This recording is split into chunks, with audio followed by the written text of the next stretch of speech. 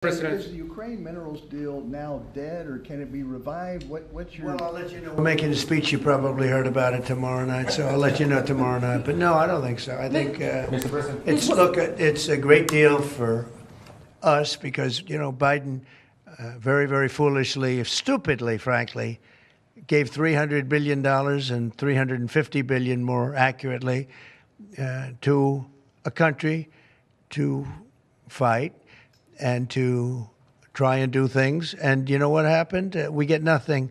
We get nothing. Just gave it. We could have rebuilt our entire U.S. Navy with $350 billion. Ukraine, sir, on Ukraine. Mr. President, what do you need to see from President Zelenskyy to restart these negotiations? Well, I just think he should be more appreciative because this country has stuck with them through thick and thin. We've given them much more than Europe, and Europe should have given more than us because, as you know, that's right there. That's the border. This country really was like the fence on the border. It was very important to Europe, and I'm not knocking Europe. I'm saying that they were a lot smarter than Joe Biden. It was 1 hour away from where China makes their nuclear weapons. We would have kept Bagram with one of the biggest air bases in the world. I want to see it end fast. I don't want to see this go on for years and years. Now, President Zelenskyy supposedly made a statement today in AP. I'm not a big fan of AP, so maybe it was an incorrect statement, but he said he thinks the war's going to go on for a long time.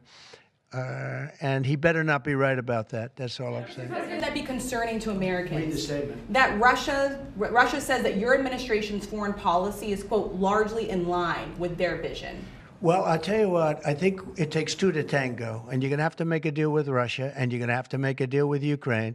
You're going to have the assent, and you're going to have the consent from the European nations, because I think that's important, and from us.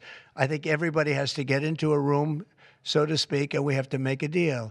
And the deal can be made very fast. It should not be that hard a deal to make. It can be made very fast. Now, maybe somebody doesn't want to make a deal. And if somebody doesn't want to make a deal, I think that person won't be around very long. That person will not be listened to very long because I believe that Russia wants to make a deal. I believe certainly the people of Ukraine want to make a deal. They've suffered more than anybody else. We talk about suffering. President Obama, they got a nice big submarine base, a nice big chunk of land where they have their submarines. You know that, right? Crimea. I can only say you can go back to Bush, you can go back to Obama, and go back to Biden. They took a lot. The only one they didn't get, you know what I gave them? I gave them anti-tank missiles. That's what I gave them. I gave them sanctions on Russia. I gave them javelins. You know the javelins? You know when they took out all those tanks? You know the tanks were heading to Kiev by the hundreds, and they were unstoppable. And I gave them javelins. So, I really, Putin is the one that will tell you this has not been so good for them. The fact is that I just want fairness. I want fairness. But think of it. I gave Russia nothing except grief. I gave them nothing.